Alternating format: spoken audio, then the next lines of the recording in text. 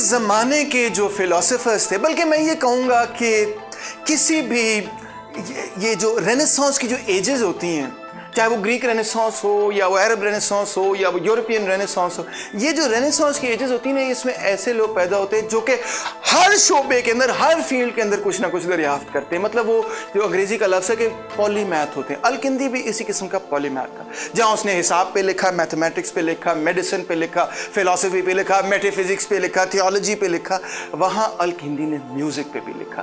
آپ دیکھیں گے یہ ایک بڑی انٹرسٹنگ بات ہے، کبھی آپ اس کو تاریخ کے پیمانے میں دیکھیں کہ بڑے پیمانے میں دیکھیں کہ ایسے ادوار ہوتے ہیں کہ جب ایسی شخصیات سامنے آتی تاریخ میں جو صرف ایک فیلڈ میں نہیں آگے بڑھتی مگر تمام فیلڈز میں چیزوں کو ایڈوانس کرتی ہیں، خیالات کو، تصورات کو، انسان کی سوچ کو آگے لے کر بڑھتی. الکندی بھی میں سمجھتا ہوں جن کو کہ اسلامک فلسفی کا بانی مانا جاتا ہے، وہ ایک ایسی شخصیت ہے.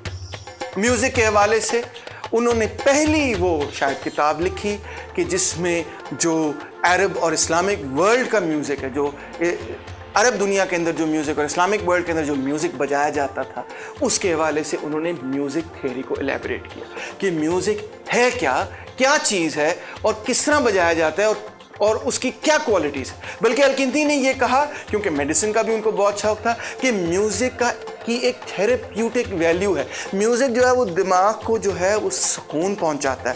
اور انہوں نے بلکہ یہ کہا کہ میوزک بجانا چاہیے تاکہ آپ کی جو دماغ کے اندر بیماریاں وغیرہ اور پرابلمز وغیرہ ہیں وہ آپ کو ایک چین ملے، ایک امن ملے، ایک آرام ملے.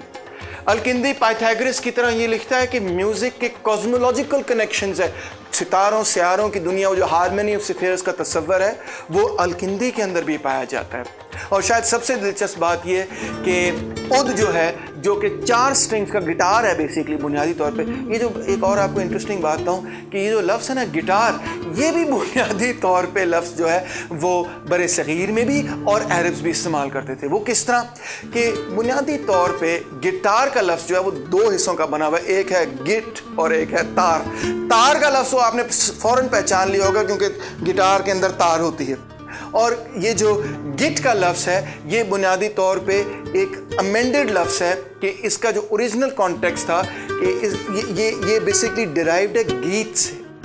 گیت یعنی کہ سنگیت جس کو ہم کہتے ہیں، گیت جو ہے وہ گٹار بن گیا. گیتار اس کو کہا جاتا تھا یا اس کو سیتار بھی کہا جاتا تھا. اس کو کتارہ بولا جاتا تھا عربز کے اندر، کتار بولا جاتا تھا. اور جب عربز اس سٹرنگڈ انسٹرومنٹ کو اسپین لے کے گئے تو اسپین کے اندر، اسپینش زبان کے اندر وہ کتارہ نہیں بول سکتے تھے، تو انہوں نے اس کو کیا بولا؟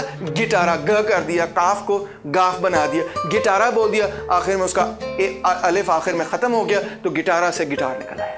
بہرحال الکندی کی بات ہو رہی تھی کہ عود جو ہے، جو کہ 4 سٹرنگ گٹار ہے بنیادی طور پہ، اس میں الکندی نے ایک 5ویں تار شامل کر لی.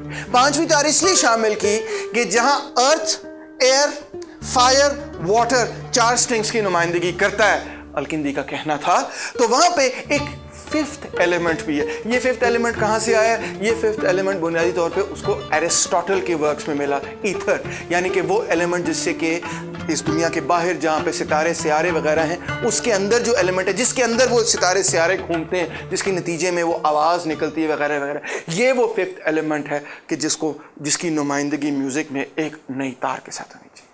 کیسا ہے؟